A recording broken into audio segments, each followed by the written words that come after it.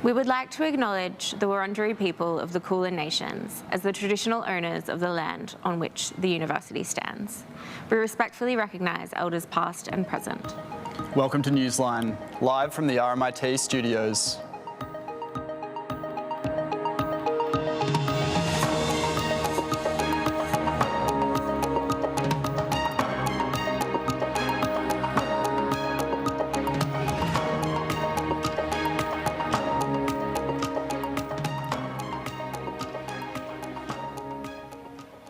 Hello and welcome to Newsline.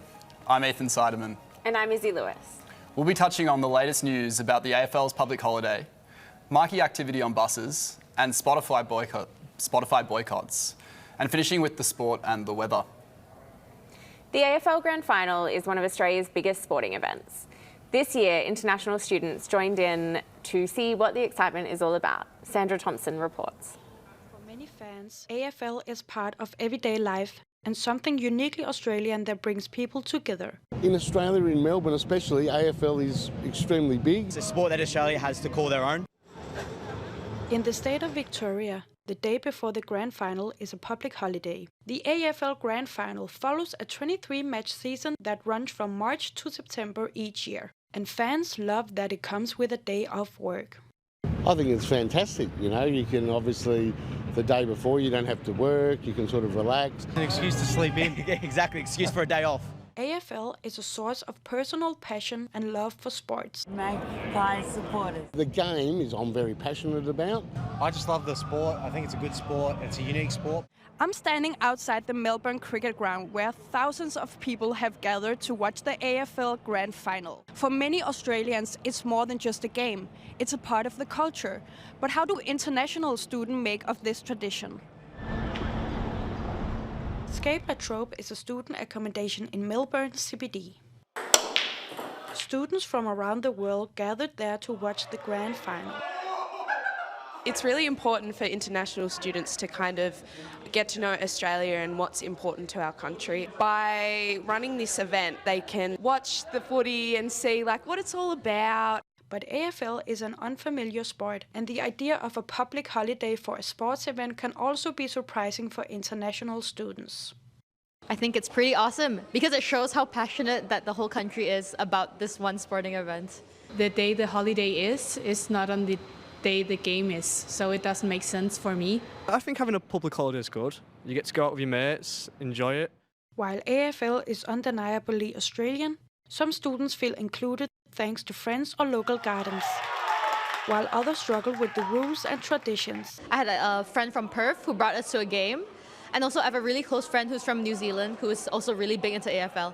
And because of them, like they explain all the rules to us, they bring us to the games. I think it's hard to be included because of all the rules you don't understand.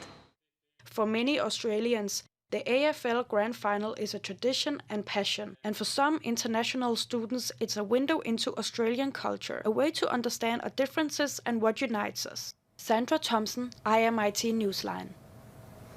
In the last financial year, $24 million was lost by those gambling at two venues owned by the Werribee Football Club. What effect is that having on the surrounding community? Earlier this hour, we sat down with Matilda McDermott and Justin Schwarz, two third-year students who have worked on the story. In the last financial year, $24 million was lost by those gambling at two venues owned by the Werribee Football Club. What effect is this having on the surrounding community? We're here with Matilda McDermott and Justin Schwarz, Oops. Thank you for being here. Thank you. Thanks for having us. So Justin, you were one of four that worked on this story. Can you tell us a bit about it? Yeah, so our story is about the Werribee Football Club and their focus on the 2024 Premiership, which they ended up winning.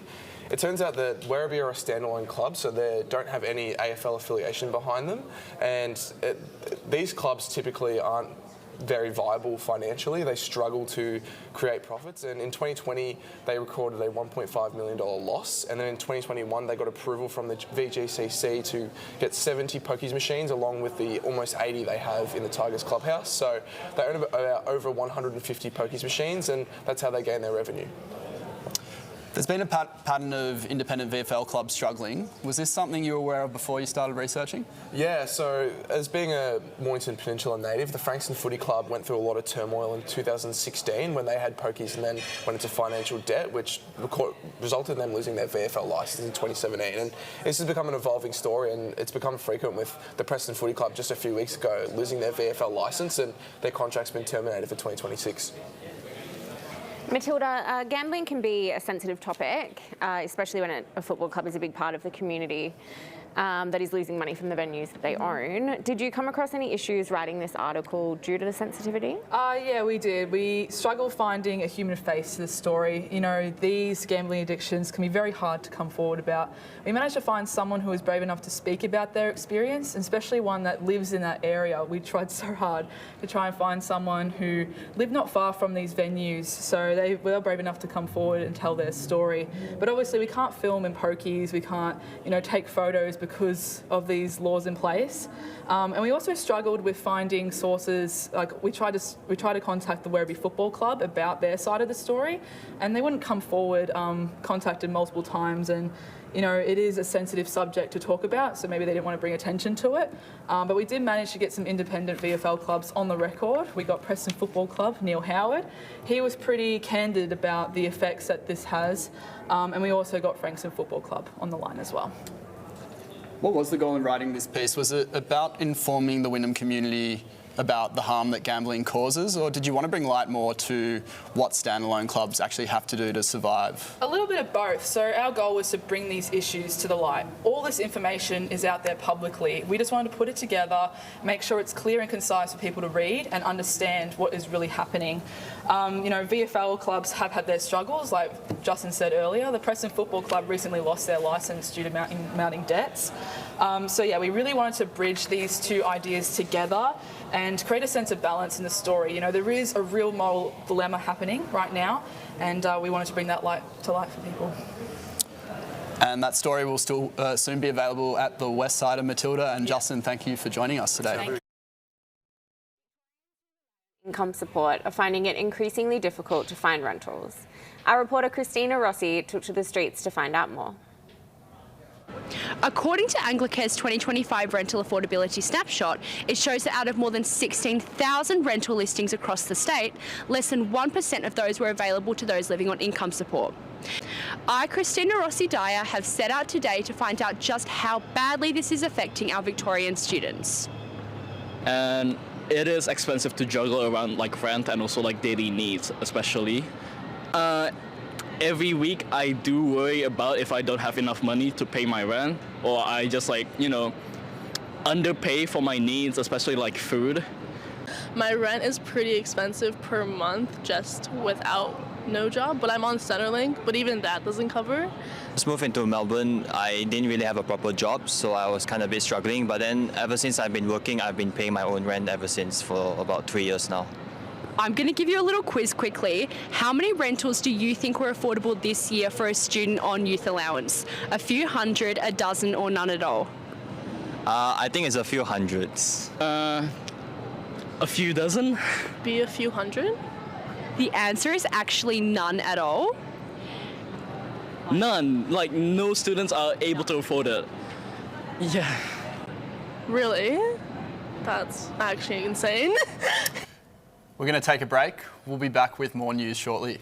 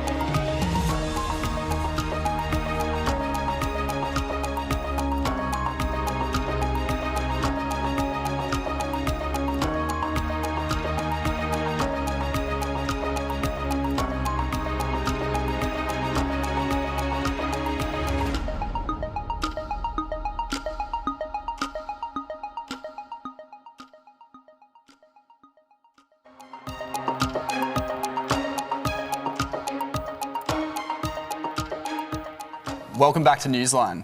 I'm Ethan Seidemann. And I'm Izzy Lewis. The local punk scene in Melbourne is grappling with growing calls to boycott the streaming platform Spotify. The call to boycott Spotify comes as the Danish streaming giant has invested in the arms industry. Izzy Lewis reports.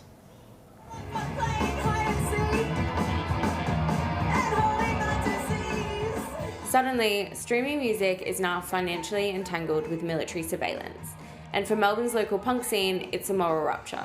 Artists have found themselves in a situation where, like, they're basically being robbed. Like, firstly, like, to not get paid anything or just to get, like, absolute pennies from per stream has not only affected the industry, but then to find out that that money that they are taking is being invested in, like, war. Melbourne's punk scene, which is built on community and resistance, is now rethinking how they release and promote their work. We're used to getting sent links to artists, Instagram, Spotify's, and even in the last week, I would say I've received more Bandcamp links. From rehearsal rooms, venue offices, and late-night chats between bands, the ethics of streaming aren't just theoretical anymore. They're shaping choices, shifting loyalties, and forcing artists to rethink how they connect with listeners. And in a scene built on community, that connection is important. It's something that everyone's talking about. I think we're asking our friends, have you left Spotify yet? For many artists, the Helsing investment isn't a standalone scandal. It's the latest chapter in a long story of exploitation. From fractions of a cent per stream to opaque algorithms, Spotify's model has left musicians underpaid and undervalued. A band that can sell out the Tote is lucky to make $800 a quarter in streams. I feel like everyone knows that they want to support artists directly and going to shows and buying merch and vinyl is like the best way to do that. And while the headlines focus on tech and geopolitics, the impact lands here, in the lives of artists trying to make it work. Izzy Lewis, RMIT News. Researchers at RMIT have found reducing residential speed limits to 30 kilometres per hour greatly improves cyclist safety while only lengthening the average car journey by 1 minute.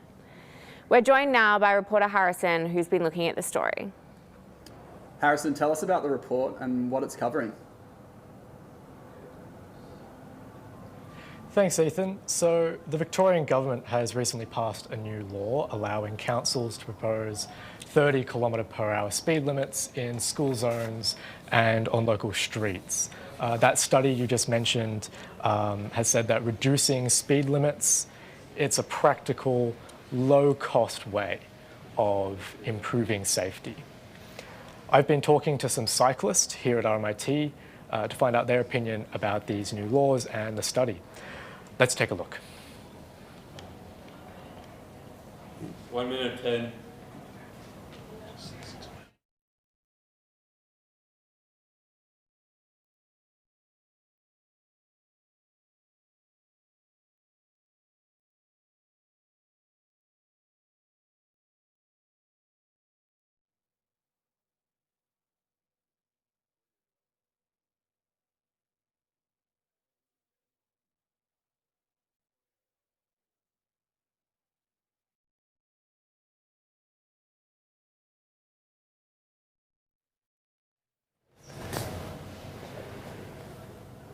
As you can see, there's a range of improvements there. This study does tie into those controversial laws those 30 kilometre per hour speed limits. Transport Victoria says pedestrians hit by cars moving at 50 kilometres per hour only have a 10% chance of survival. How much safer are reduced speed limits, especially for cyclists? Yeah, good question. Transport Victoria says that pedestrians hit by cars moving at 50 kilometres per hour have just a 10% chance of survival. Now, if those cars are moving at 30 kilometres per hour, their chances of survival jump up to 90%. So reducing speed limits is a way of taking stress off of cyclists on our local streets and improving the safety on our streets for children in our community. These laws will likely be welcomed by many cyclists and their advocacy groups, but what about motorists? Do you expect as much support there? You're right, this is a controversial law, and from some of the cyclists that I've spoken to, I've found that not all of them agree that this law is a good law. But as this study has shown, motorists can expect minimal impact on their daily drive. The limit mostly applies to residential areas where drivers are usually only spending the beginning and the end of their trip. Was there one there? And the study has also modelled that the average car trip will only increase by about 1 minute. So minimal impacts there. And apologies for the technical difficulty during that segment. We're heading to a short break now. We'll be back with more news.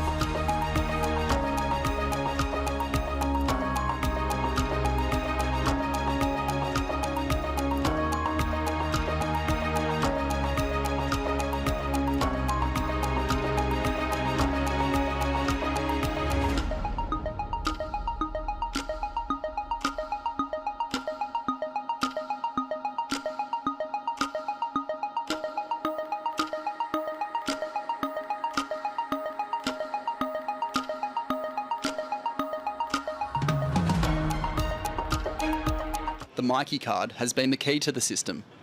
Many of us are familiar with the ritual. The beep of the card, the green tick, and you're on.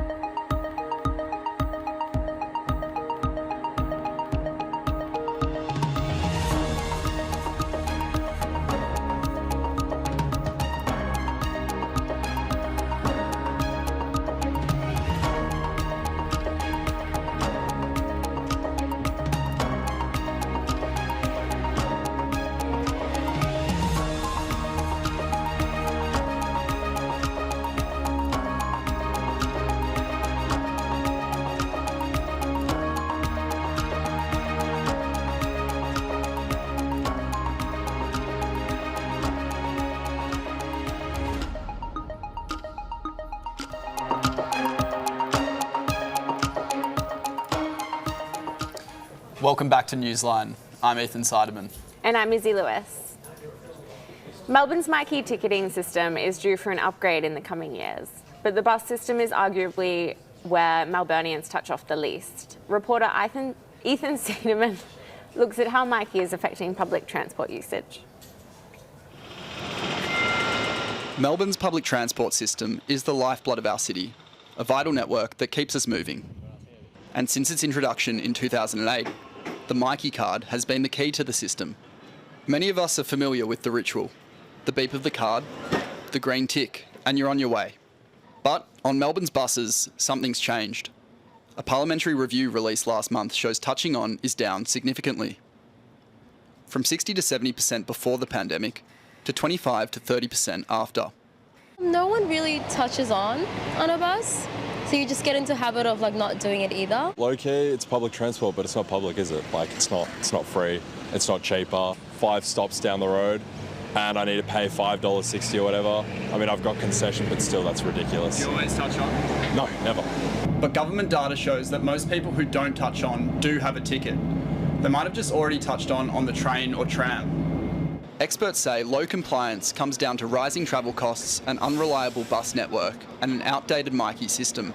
It is viewing buses as that almost little cousin of rail modes, which includes train and tram. So it's something that is quite unique to Melbourne and Victoria, where because there is the largest tram network in the world that is based here, there is an affinity to fund rail over bus. And when you compare it to any other major Australian city and even globally, buses play a much bigger role in that CBD movement of people. And that's even out of the CBD and into the suburbs as well. While the train system continues to receive record investment, Melbourne's bus system has fallen behind, the least funded of any bus network in Australia. New Myki machines continue to appear across the network, with contactless payments arriving next year and the full system upgrade to be complete by 2028. Public Transport Victoria and the state government will be hoping that encourages more touching on, especially on our buses. Ethan Seidemann, RMIT Newsline. Over to sport now with our reporter Natalie Heslop. Essendon captain Zach Merritt has been denied a chance to play for the Hawks in 2026 on trade deadline day. With the 30-year-old contracted for another 2 seasons at Tullamarine, Merritt's list manager Tom Petroro could not quite help the two clubs find a way forward with the deal before the deadline buzzer. Bombers list manager Matt Rosa says Zach is still a required player. No, we've been really strong the whole way through how highly we value Zach and how important he is to us moving forward and our strategy. We've got real belief in the young talent we've got coming through, but we've also got real belief in our core group of players, and he's an important part of that. The busiest team in this year's trade period, the Saints, kept a valuable ruckman, Rowan Marshall, but traded captain Jack Steele to the Melbourne Demons for a future third-round pick. In the dying minutes, Blue star Charlie Curnow got his wish to play for the Sydney Swans next year, after the Swans gave away 3 first-round picks and Swans forward Will Hayward to head to Icon Park.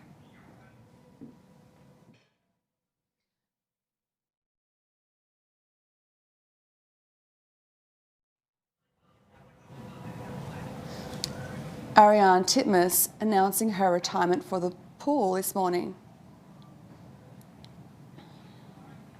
At the 2024 Paris Olympics, Titmus won her 4th Olympic gold medal in the women's 400 metres freestyle, finishing ahead of Canadian Summer McIntosh and American Kate Ledecky.